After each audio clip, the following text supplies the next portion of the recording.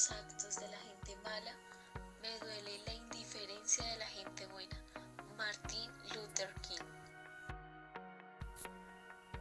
¿Alguna vez te has preguntado qué hacen los restaurantes con la comida que les sobra? No es cierto. Bueno, una de las mayores acciones que se pueden realizar para llegar al hambre cero es acabar con el desperdicio de alimento. Varios jóvenes chefs y dueños de restaurantes se dieron una cita recientemente en la ONU. ¿Para qué? Para compartir iniciativas que estén cambiando la manera en la que sus negocios manejen y controlen el desperdicio de alimento. No solo para aprovechar la comida, sino para evitar la contaminación. Nos podemos dar cuenta que es impresionante que se desperdicie tanta comida, especialmente con tanta pobreza en el mundo y en Colombia, y el costo que genera en las ciudades y municipios deshacer de esos residuos y poder repartir esos alimentos que sobran o comida que está en muy buen estado a personas con escasos recursos. Si lograran que los restaurantes, los supermercados, los consumidores comiencen a tratar los residuos de manera diferente, algo que no es caro, genera mucho ahorro para las ciudades. Además, pues se puede convertir también en cantidades de puestos de trabajo, de pronto para esas personas que necesitan un empleo para suplir las necesidades de sus hogares. Para reducir el número de ingredientes en los restaurantes se podría utilizar algunos alimentos como son las cáscaras de limón para preparar cócteles y llevar eso a esos barrios con vulnerabilidad de escasez de alimentos. También podrían ofrecer a los consumidores diferentes tamaños de porciones y animarlos a pedir solo lo que se puedan consumir y así evitar tanto desperdicio. También podemos darnos cuenta que los bancos alimentarios es de muy buena ayuda para estas personas que necesitan alimentación. Pero estos bancos también tienen una finalización. Se admiten ayudas de dineros públicos y privadas, con las que se mantienen las estructuras mínimas del banco de alimentos. Cerca de 20 millones de personas en Colombia no tienen acceso a los productos básicos de la canasta familiar. El 34,1% vive en la pobreza y el 10,6% en pobreza extrema. Esto lo registra el DANI. En Colombia mueren diariamente 3 niños menores de 5 años por desnutrición, en su mayoría niños que no logran cumplir un año. Son los bebés que tienen un proceso de desnutrición arrastrado desde antes de nacer. Nubia Janet Ruiz, socióloga y profesora de la Facultad de Ciencias Humanas de la Universidad Nacional. ¿Qué hace el gobierno para combatir el hambre en nuestro país? Uno de los compromisos del gobierno nacional es mantener el programa de ingreso solidario que fue empleado a principios de la pandemia, en el cual se han beneficiado varias familias. Este proyecto finaliza en junio del 2021 y además de este proyecto lo refuerzan a través de la devolución del IVA, Familias en Acción, Jóvenes en Acción, Colombia Mayor, subsidios de vivienda, Generación E y conexión de energía y gas para los hogares más vulnerables en el país, teniendo como objetivo cerrar las brechas sociales que existen en el país, buscando el beneficio de los más vulnerables y mejorando la calidad de vida de quienes más lo necesitan. Pero a pesar de lo que hace el gobierno, se ve reflejada la pobreza en nuestro país. En el Chocó, la región pacífica, su promedio ha subido. Estaba en un promedio de 61,% y pasó a un 68,4%.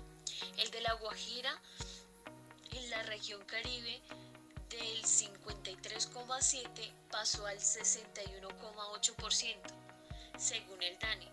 En cuanto al índice de pobreza extrema, el promedio nacional pasó del 7,2% al 9,6%.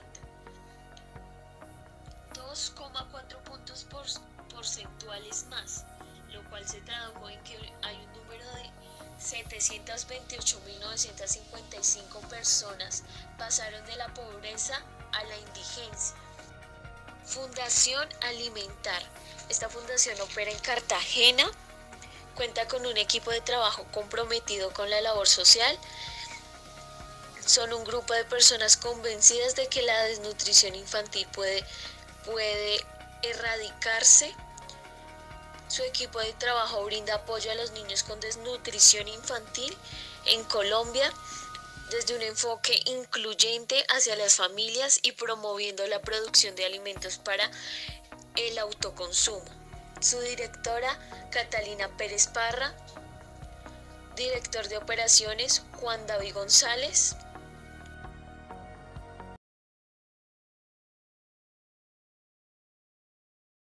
Con doña Lufay Amado, propietaria del restaurante. En el día de hoy queremos hacerle una pregunta. ¿Usted qué hace con los alimentos que le sobran después de que usted termina su labor? Hay dos tipos de residuo orgánico que salen, el que se recoge de la mesa y lo que en la tarde sobra que ya no, que es comida buena pero que ya no se vende a los clientes, ¿sí? El primero es lo que sale de las mesas, esos residuos se recogen en una caneca y eso literalmente va a la basura. Y los otros en la tarde, nosotros se los regalamos acá a las personas que pasan o a veces las señoras que también trabajan con nosotros se los llevan. Muchísimas gracias. ¿Y qué piensa usted que de pronto, al darse a las personas que de pronto pasan por ahí, que de pronto recoja todo ese alimento y llevarse a las personas que de pronto no tengan recursos, de pronto para alimentarse? Pues yo creo que personalmente Bogotá es una ciudad donde hay demasiada comida y aquí en Bogotá las personas que son vulnerables pues es porque no trabajan. Y el residuo que sale de las mesas, pues eso nosotros lo botamos a la basura porque la Secretaría de Salud hace 5 años prohibió el uso de esos residuos orgánicos para otro tipo de actividades, como para alimentar cerdos o gallinas o ese tipo de cosas. Yo pienso que los residuos orgánicos que se recogen de las mesas sí se podrían utilizar para ese tipo de actividades. Muchísimas gracias. Buenas tardes, hoy estamos con Pedro Mora, quien está cursando en el SENA un técnico en gastronomía. Buenas tardes. Primera pregunta, ¿alguna vez usted ha desechado comida en buen estado? Nunca he tomado la decisión o esa alternativa de botar un alimento porque siempre tengo el conocimiento o tuve el conocimiento de que era tan importante un alimento. Segunda pregunta, ¿alguna vez usted ha sufrido hambre?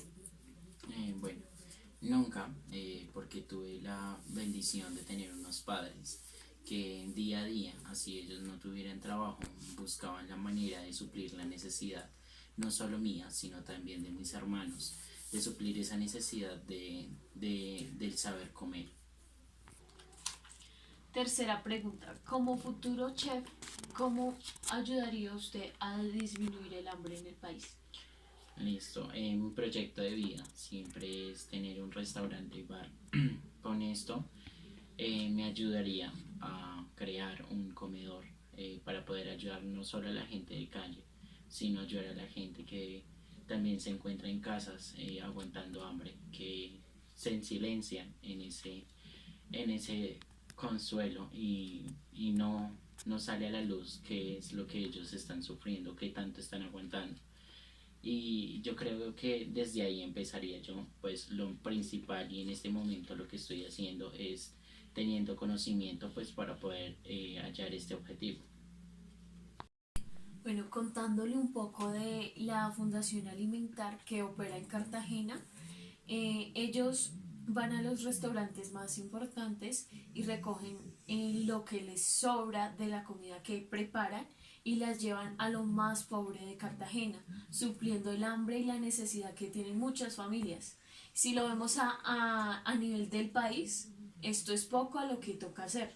En Bogotá podemos ver a niños con hambre si caminamos hasta la esquina. Ya podemos ver esta pobreza que es muy común en el país. ¿Cómo cree usted, no, cómo ve esta alternativa de la fundación?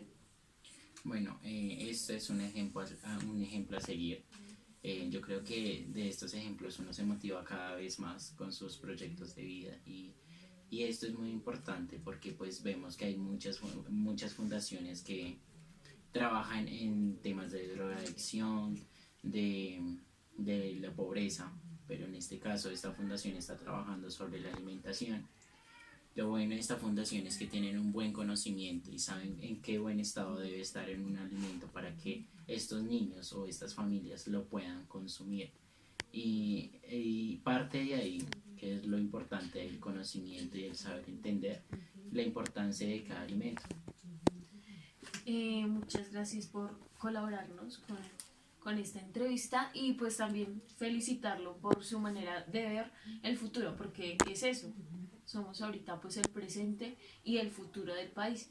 Es empezar a aplicarlo también con los niños que se tienen cerca para poder sembrar esto en ellos, que no quede solo en nuestra generación o en una generación, sino llevarlo más allá para darle, no vamos a suplir esta necesidad en totalidad porque es muy grande lo que se ve en el país, pero sí podemos aportar a esa solución. Entonces me gusta mucho su manera de ver y la manera en cómo lo va a ejecutar, que sé que no se queda solo en palabras, sino que va a ser en hechos. Muchísimas gracias a ustedes por darme esta oportunidad y lo que yo haría en estos momentos o que lo que veo que ustedes van a hacer es que con esta entrevista los jóvenes, no solo los jóvenes, sino la gente que tiene la oportunidad de tener un plato día a día, lo disfruten y vean la importancia de que es tener un plato en la mesa y suplir esa necesidad de alimentarnos. Y espero que con esta entrevista lleguen a muchas personas y se concienticen de las acciones que están haciendo al momento de botar un alimento. Sí, y más allá de las acciones del comernos todo lo que hay en el plato, es la satisfacción de poder ayudar a otras personas que no son nada de nosotros, pero realmente están sufriendo esta necesidad. Y es muy triste ver a niños que están creciendo en la pobreza y que no tienen nada que comer. Entonces, esto es el objetivo, crear una conciencia que no solamente sea algo de hablar y que, ay, sí, qué pesar, no, sino que comencemos a actuar desde pequeños actos, empezar a combatir esta pobreza que se ve muy reflejada y más ahorita con los emigrantes como lo son los venezolanos. Pero entonces no es abarcar solo los venezolanos, sino también a los de nuestro país, que son nuestros hermanos.